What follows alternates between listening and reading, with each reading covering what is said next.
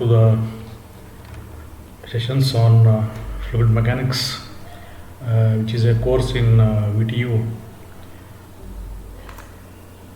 for fourth semester.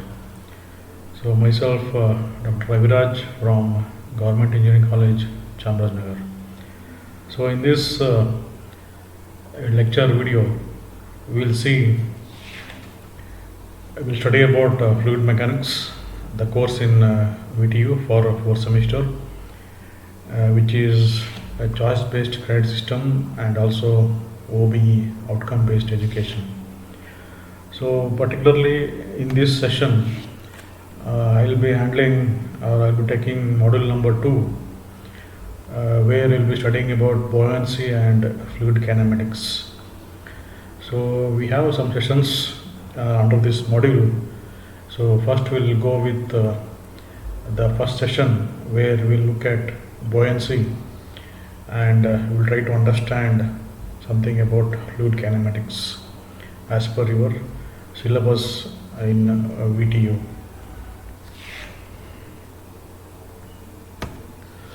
So according to your syllabus, we have this 2018 scheme. In that module 2, I'll be handling now in this session. So module 2 has 2 chapters. We can divide them into 2 concepts. So in first chapter, we'll be studying about buoyancy, where we're looking at center of buoyancy, then metacenter, then how to find out metacentric height and the applications of these concepts. In second chapter, in further sessions, we'll look at kinematics of the fluids. So kinematics, you know that it's a part of dynamics of the fluid, where the forces causing the motion of the fluid is not considered. So kinematics and kinetics. So we look at the fluid kinematics, and fluid dynamics will be taken in the next module. So first we'll start with the first chapter, buoyancy, then we'll move on with further concepts. So first we'll look at buoyancy. So all of you have learnt in your high school physics, even in PUC physics and higher physics, you have learnt about this buoyancy. So buoyancy is simply nothing but when you see this diagram, you can understand. So we have a liquid, or say any fluid. So you know that fluid is nothing but something which is not a solid. So any liquid or a solid, any liquid or gas or combination of gas and liquid, we call it as a fluid. So here we generally take a liquid here. So assume some water in a glass, okay, and some object. You assume one material which is being placed in the liquid in a glass of water, whatever it is. So any fluid you assume in the container, and you are putting some weight, some object on that liquid. So the many properties of the fluid and solids you have learnt in your previous previous syllabus in chapter 1, and even in mechanics of materials you have learnt about properties of the solids, and in previous module 1 of the fluid mechanics, you learnt about the properties of the fluids. So considering all those properties, now we have a fluid or liquid in the glass, and any object which is having some weight is being placed in the liquid. So you can see that depending on the weight of the object, it will be floating, or it may get immersed, or it may get immersed into the liquid. It may sink into the liquid. But anyway, we have the liquid here, and we have the object which is being placed on the liquid. So whenever you put an object or weight on the liquid surface, what happens is that there will be hydrostatic forces acting upon this solid object or the weight. So these hydrostatic forces or hydrostatic pressure forces will try to lift this object into the outer surface of the liquid depending on the weight of this body. So these hydrostatic pressure forces acting below the object in the liquid, we call it as buoyancy or buoyant forces, or simply buoyancy. So this vertical component of the hydrostatic pressure forces is called as buoyant force or buoyancy. So you can see from this diagram here. So here one more thing you have to understand is that if you take this as the weight or any object, so any object in the air will be having the weight. So that weight is nothing but a force. It's a force acting downwards. So the force acting opposite to that force, to that weight of the body, we can call it as buoyant force. So we have two forces which are acting in opposite direction. One is the weight of the object or the body, which is because of the gravity. So weight is nothing but mass into g, that is gravitational force.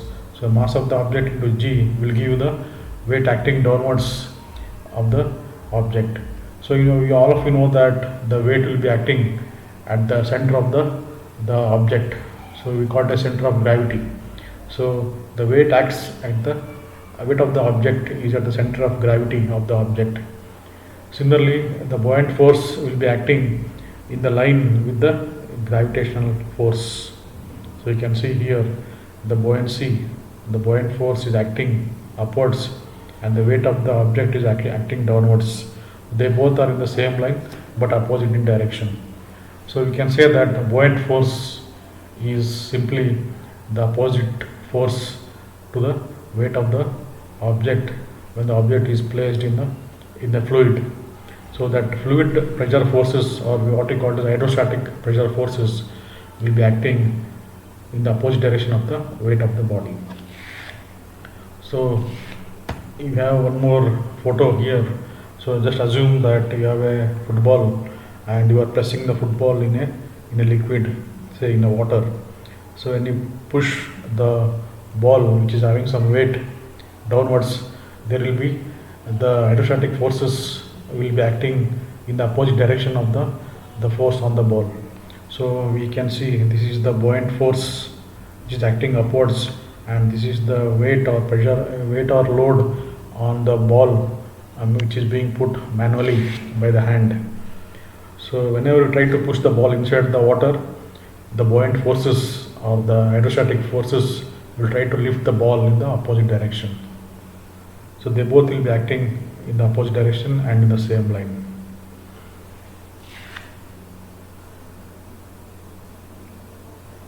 So we have center of buoyancy, just like center of gravity, where the weight of the object is acting. Similarly, the force, the buoyant force will be acting at it will be having some center of buoyancy, where the buoyant force will be acting on the liquid will be acting on the object. So that center is called as center of buoyancy. Similarly, it is similar as center of gravity for the object with respect to the weight. Similarly, the buoyant forces will be acting at the center of buoyancy. So in other words, buoyancy is nothing but it is the force which makes the objects to float. Okay, that is called as, simply we can say, buoyancy or buoyant force or floating force. So we know that whenever the object is having more weight than the water, it will sink. But when the weight of the object is less compared to water, it will be floating. So we can say that density depends on density. So weight is nothing but it depends on the weight density. So density, if it is less for the object, then it is more likely to float. So the objects which are having more density will try to sink in the fluid. We'll see some more examples later. And the buoyant force is, again, it's a force. So any force, the units will be in Newton. So keep in mind. So buoyancy is also a force. So obviously the units will be in Newton. So weight also will be in Newton, m into g. So it is again So we have simple equation here. So if you want to calculate the buoyant force, so it's nothing but weight of the object in air minus weight of the object in the fluid. So in this case we are taking water as a fluid, so weight of the object in air minus weight of the object in air in water will give the amount of buoyant force acting. So this buoyant force is nothing but it's also weight, but it is the weight of the fluid displaced whenever the weight is immersed in the water or any fluid.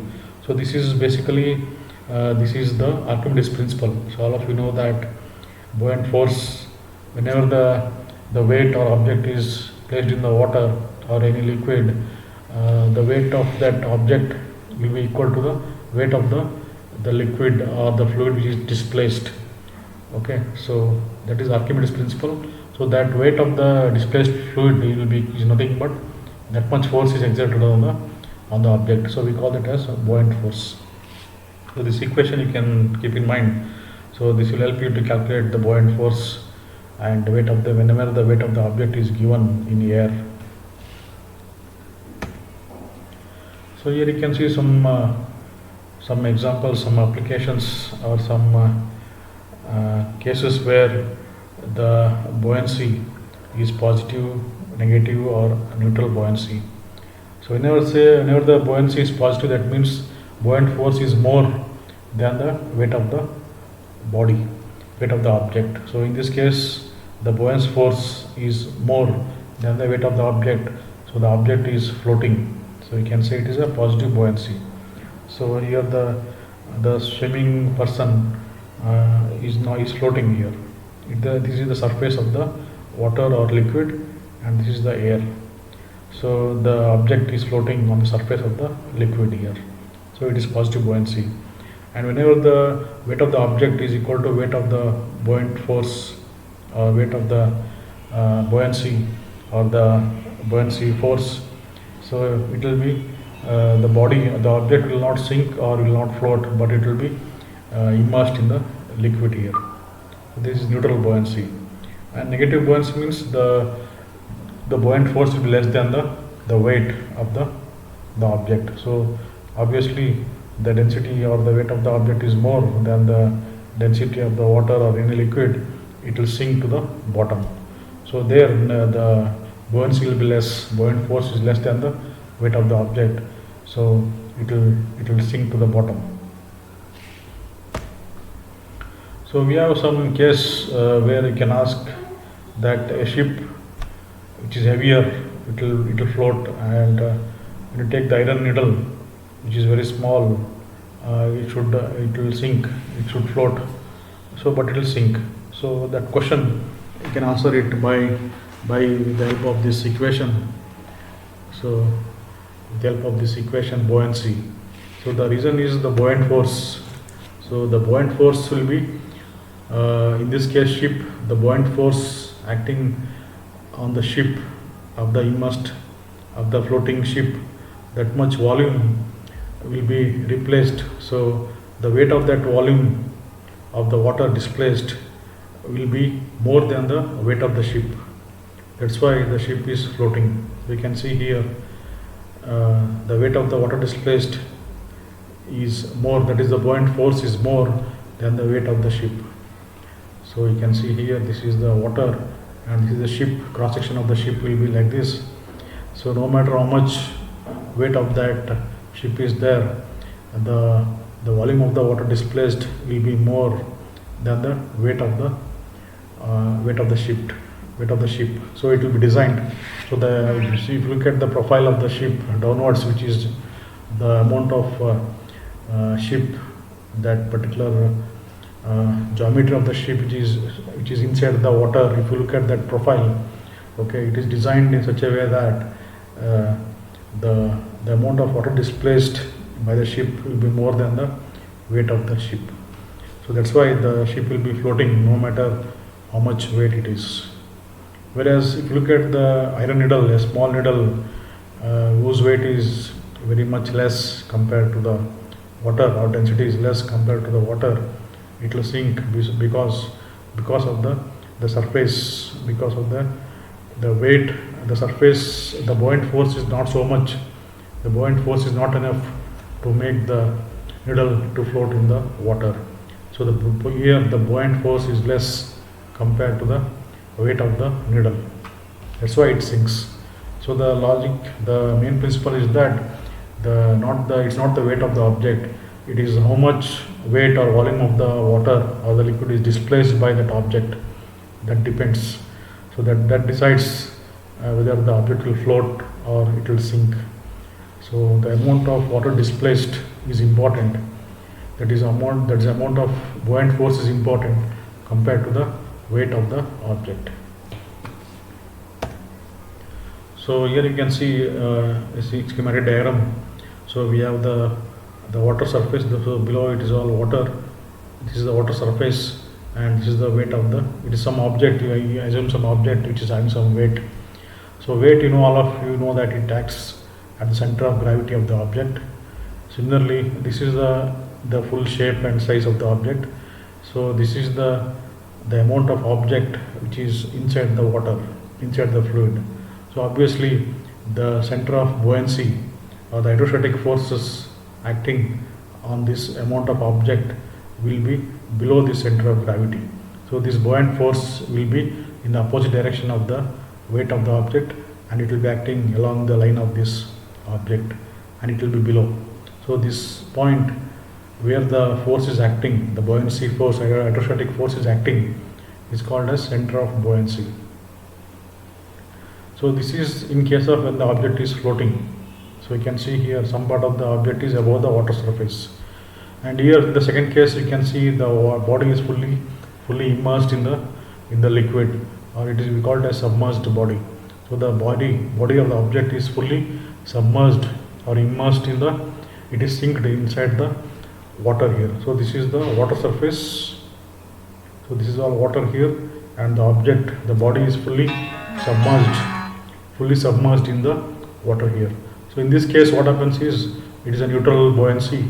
You saw this, in this case it's a neutral buoyancy.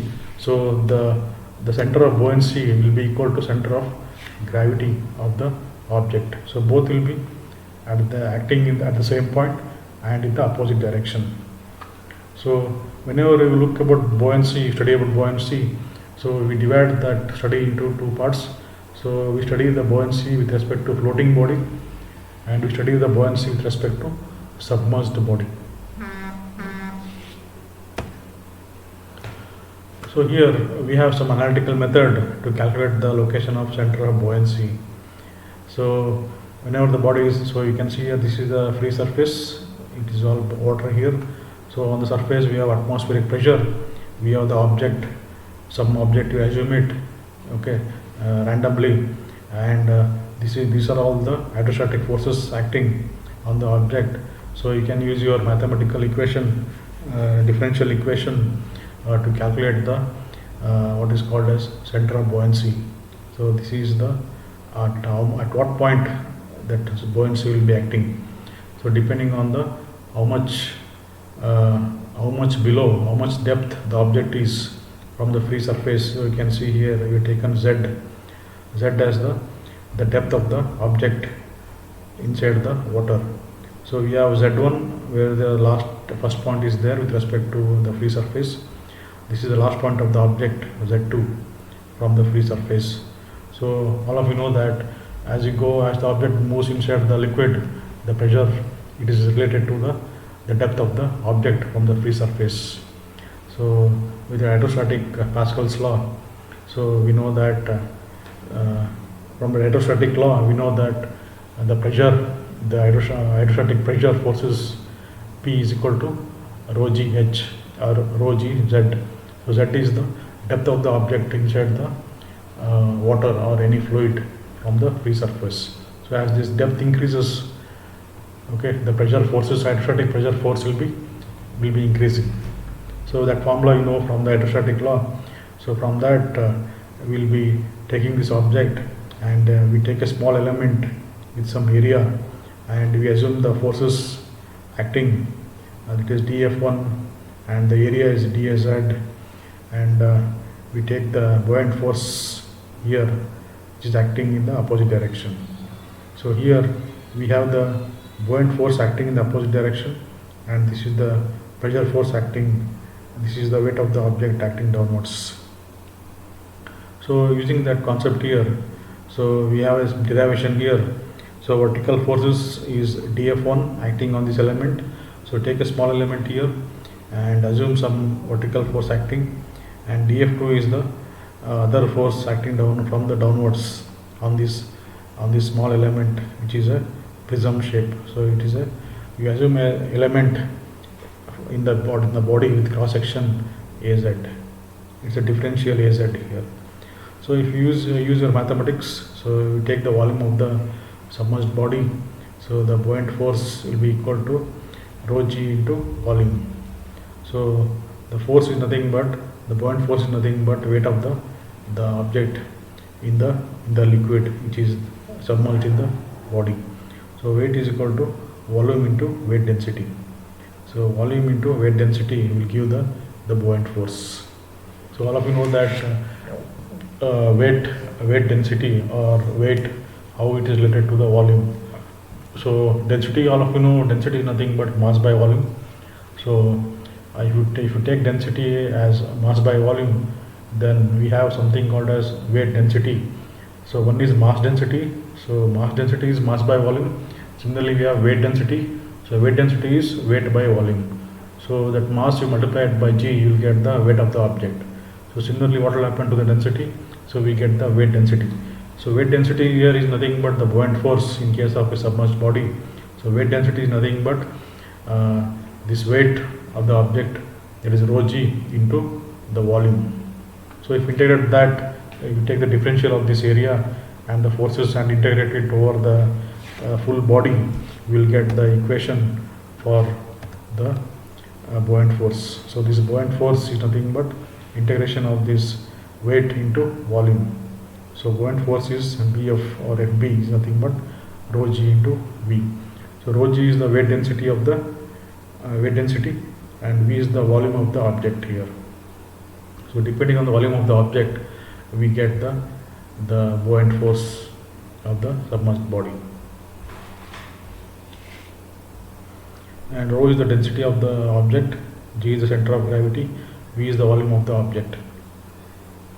So its buoyant force is nothing but weight density, is nothing but the weight of the object inside the liquid.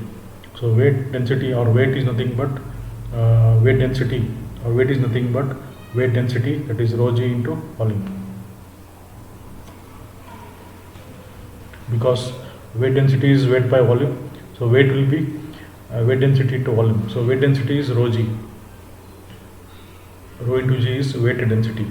Rho is only simply mass density. So multiplied by g, you will get weight density. So weight density into volume will give the weight of the object. So in this case, it is the since the object is fully immersed, so it is the buoyant force acting on the body. Similarly, you can calculate, you can find out the analytically line of action of the buoyant force. So in this case, I will take the distance of this element from some reference here x, and we take we integrate that the buoyant force by taking the moments about z axis. So this is the z axis. So we take the moment of this element about z axis and we calculate the line of action of this buoyant force. So we get it as xb. So xb is the centroid, or the center of what is called as center of the buoyant force. So the distance we get, so this xb, you will be acting at the center of this buoyant force. So this distance is taken as the xb.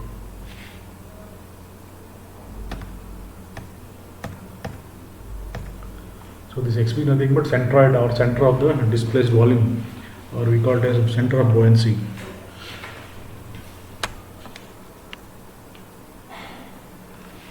Anyway, we have the buoyant, that is Archimedes principle. So I told you buoyant force, Mp is nothing but it is equal to the weight of the liquid displaced by the submerged body. So you can see that the buoyant force is equal to the weight of the displaced liquid. So weight is nothing related. Weight is again related to the volume of the liquid displaced. So weight is nothing but weight density into volume. So the buoyant force is nothing but is the amount of weight of the liquid displaced by that object. That's what is the Archimedes principle. And you can see that buoyant force is equal to the weight of the liquid displaced by the submerged body, and it acts vertically upwards through the center of the displaced volume. So centroid is nothing but center of buoyancy. So we will solve a small problem, simple problem, wherein we have to find out the volume of the water displaced. So here we have the water surface, and we have to calculate the volume of the water displaced and the center of buoyancy. And we have the wooden block. So this is the wooden block with width 2 mm and depth 1.5 meter. So this is the width, this is the depth, this is the width, and you can assume some length in the z-axis. So since when it floats horizontally in water, and density of the wood is given 650 kg per meter cube, and the length is 4 meter. So length of the wood, that is in this direction, it is given. So length is 4 meter, height is 1.5 meter, and the width is 2 meter. So here you are seeing only the front view of the cross section, front view of the wooden block is shown. So you can, the top view, you can see the length 4 meter. So length is, we have the volume of the block is given here. So 12 meter cube. So volume, you can calculate it by this length, breadth and width. So you can see here 4, 8 into 1.5. So it is 12 meter cube.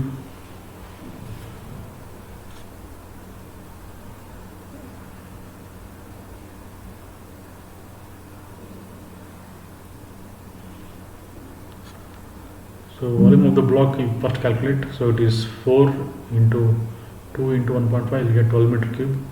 So once you know the volume of the block and density is given, so you can calculate the weight of the block. So I told you that weight density, or rho g, weight density, rho g is nothing but weight of the object by the volume of the object. So volume of the block you know, and density is given here. So you can calculate the weight of the block. So weight of the block is nothing but weight density, that is density into g. So this is the mass density. So mass density will be in kg per meter cube. So this mass density into g will give the weight density. So weight of the block is nothing but weight density into volume. So we know all these values, you just substitute and you will get this, the weight of the object or weight of the block in newtons. So remember, this is rho is mass density, that will be in kg per meter cube, and if you multiply it with g, you will get newton per meter cube, 9.81 meters per second square. If you multiply with rho density, mass density, you will get the weight density in newton per meter cube, and into volume is meter cube. So newton per meter cube into meter cube, it will get cancelled, you will get the weight here. So once you know the weight of the block here, so weight of the water displaced is nothing but, so once you know the weight of the block, so you can calculate the how much amount of water is displaced. When you know the density of water, the density of water is 1000. So we want the volume of water displaced. So volume of water displaced is nothing but weight of the block divided by weight density of the water. So weight of the block is, just now you found out here, divided by weight density of water, that is 1000. So density of water is 1000 kg per meter cube. If you multiply with g, you will get 1009.81 into 10 power of 3. Newton per meter cube. That is the weight density of water. So weight of the block divided by weight density of water will give the volume of water displaced. So we want the volume of water. So volume of water is nothing but weight of the object divided by weight density of the water. So density of water is 1000 into 9.81. That is weight density of water. So once we know the volume of water displaced, we can calculate what is the height of this block below the surface. So this is the total height of the block, 1.5 meter, but it is floating such a way that only this much height of the object, that block, is in the water. So you want to find out how much is this height. So it depends. So this much weight or volume of the water is displaced. So once we know the this width and the length of the object, you can calculate how much it is. What is the value of h? So we have found out how much volume of water is displaced. So once you know the volume of water displaced, it will be equal to the volume of this much of block. So the length is same 4, width is should be same, but height we don't know. You calculate it. H is nothing but volume of the water displaced divided by volume of the object. So use that formula and you will get the value of h. So h is nothing but volume of water displaced by the volume of this wooden block. So in this case, h is a component of the volume. So length into breadth into height. This forms the volume. So from that we will get the value of h. So you can see here, this is 0.975 meters. So out of 1.5 meter, almost 2/3 is inside the water here. So 0.975 meter is inside the water. So we want to find out the center of buoyancy. So center of buoyancy, I told you that it will be in line with the center of gravity. So center of gravity of the wooden block is at the center of weight. So this is the center of gravity of the wooden block. It is half of the 1.5. So half of 1.5 is 0.75. So what about this point? So this point is the center of buoyancy will be half of this height which is inside the water. So half of this height is 0.487. Okay, so half of this is 0.487. So this point center of buoyancy will be 0.487. From here to here it will be half of this 0.487. So 0.487 meter from the base, the center of buoyancy will be acting. So we have one more case where you have water and mercury. So you know that water and mercury, they both are immiscible liquids, and whenever we add water and mercury, they form a line or what is called as a phase interface, where it will get separated. So this line is called as water mercury interface. So whenever you put a steel block in this mixture, so what happens? Some amount of steel block will be in the mercury and some amount of steel block will be in the water. So we take this block here, steel block, with height A in water, with height B in mercury, and specific gravity is given here. Specific gravity, you know that in the first chapter you learnt, it's nothing but the density of the object divided by density of the standard liquid or standard water. So it's a water here. Density of the object divided by density of water will give the specific gravity of that object. It is a metal property. Okay. So specific gravity of steel is given, specific gravity of mercury is given. So specific gravity of mercury is 13.57, specific gravity of steel is 7.85. So what will be the specific gravity of water? So it will be 1. Specific gravity of water will be 1, because density of water by density of water is 1. So you can take specific gravity as density of the object by density of water, or weight density of the object by weight density of water. Both are same. So we will get these values. So with these known given conditions, what you have to find out? You have to find out this A by B, this depth you have to find out. So here it is a very simple equation you have to use. So this equation you have to use. So we have two liquids here and the object here, steel block. So the water is also from the water is also having some buoyant force on this. Mercury is also having some buoyant force on this. So both water and mercury hydrostatic pressure forces are acting on this steel block. So the total hydrostatic forces or buoyancy forces is equal to weight of the water displaced by steel block and weight of the mercury displaced by the steel block. So if this equation, using this equation, we can find out A by B. So A by B is nothing but simply the height. Okay, so we take the cross section of the body in terms of area. So this is in the top view, you take A as the area of the cross section of the steel block in top view. So it's having width and some length in the Z direction. So that is taken as the A area into this depth will give the volume of the steel block.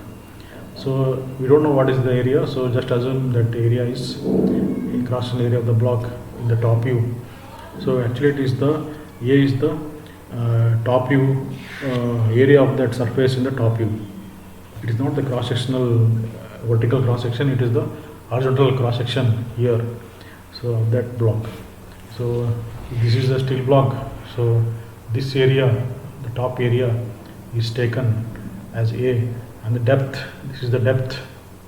So A and B is here. So half of it is A, half of B is below. So like that we assume. So area into this depth will give the volume of the body, volume of the steel block. So volume into weight density will give the weight of the steel block. Okay, so that will be equal to, so this total buoyancy force is nothing but weight of the steel block. That will be equal to weight of water displaced by the steel block and weight of mercury displaced by the steel block. So this weight of this block will be equal to weight of it will be equal to total buoyancy forces. Okay, so total buoyancy force itself is nothing but weight of the body, weight of this steel block. So weight of the steel block or total buoyancy force is equal to weight of the water displaced by the steel block and weight of the mercury displaced by the steel block. So again, you know the formula, weight is nothing but weight density into volume. So weight of the object, the steel block, is volume into weight density, that is, so it is the density is 7850 into G. So this is specific gravity is 7.85 for steel. So it should be, so specific gravity is 7.85. So density will be 7.85 into 1000, that is 7850 into G, because this is weight density. So that will be equal to weight of the steel block in water. So weight of the steel block in water is the area, that is the portion is A. So A is covered in water and B is covered in mercury. So that area into that block, you take it as, so this is in mercury now, so B is in mercury, so B into specific gravity of mercury into A, and it will be into, again you take this as, so this is two parts here, this is A, B 13.57 into G into 1000 plus AG, that is this is steel block in A into G into 1000, because it is in water, so specific gravity will be 1, so it will be simply A into G into 1000, whereas in this case it is A into B into specific gravity plus into G into 1000. So if you take this and simplify this, you will get the ratio A by B. So just remember that weight of this block will be shared by, some amount will be shared by, that pressure forces will be because of water and because of mercury. So if we add these two pressure forces, that will be equal to the weight of the steel block, or that weight of the steel block is nothing but total buoyancy forces acting.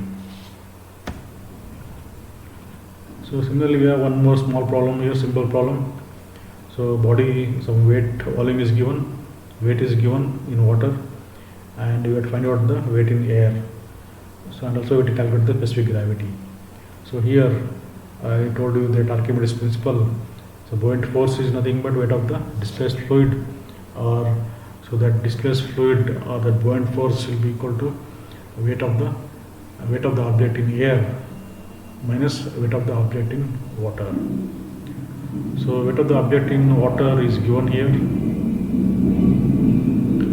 and you have to calculate the buoyant forces. So buoyant forces is nothing but the amount of displaced fluid, weight of that displaced fluid. So weight of the water displaced is nothing but weight density into volume of the body. So weight of the water displaced is rho into g, that is 1000 into g into volume of the body 4.5. So this is the volume of the body 4.5 meter cube. So this is the weight of the water displaced. So this is nothing but buoyant force. So this buoyant force and weight of water in air, water is given here. So if you take these two difference, you get the weight in air. So weight of the body in air is nothing but weight of the body in water minus weight of the water displaced, that is the buoyant force. So if you do this equation, you will get it as weight of the object in air is 46,107 Newton. So you can see that it is more in air. So weight of the object in air is more compared to the weight of the object in water. It is because of the density of water and density of the object. So once we know the weight of the object in air, we can calculate the weight of the object in air. You can calculate the mass. So mass is nothing but weight into, so weight is nothing but mass into g. So mass will be weight by g. So mass of the body in air divided by center of gravity, that is gravitational force, will give the mass in kg. So the weight in Newton is equal to mass in kg, grams into acceleration g. So using that equation, we can calculate the mass of the body. So then once you know the mass of the body, we can calculate the density. Density is mass by volume in kg per meter cube. So once you know the density, specific gravity is nothing but density of the object divided by density of the liquid water. So the 1044.4 divided by 1000 will give 1.044. So this is the specific gravity of this object.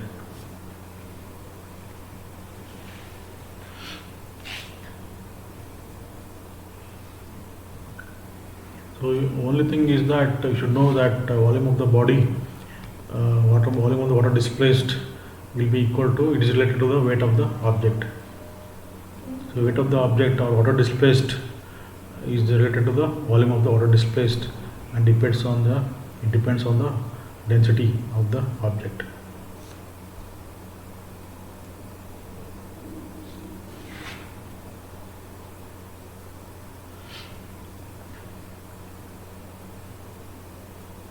So if you know the volume of the body, you can calculate the volume of the water displaced, and from that you can calculate the weight of water displaced. So that will be equal to the buoyant force. So weight of the water displaced by the body, by the object with some weight. Okay, if you calculate that, that will give the buoyant force. So buoyant force is nothing but weight of the object in air minus weight of the object in water. Okay, with this we will stop here. This session will stop. So in this session we have learnt some basics about buoyancy, what is meant by buoyancy, and how to calculate the buoyant force when the volume and weight of the object is known. So using that relationship, weight is equal to weight density into volume. So if you calculate the volume of the water displaced by the object with respect to volume of the body or volume of the object, you can, using those equations, you can easily calculate the buoyant force. So this is using these equations. So you learnt about how to calculate the buoyant force and center of buoyancy in this session. So thank you. In the next session, we'll look at some more concepts of buoyancy. Thank you.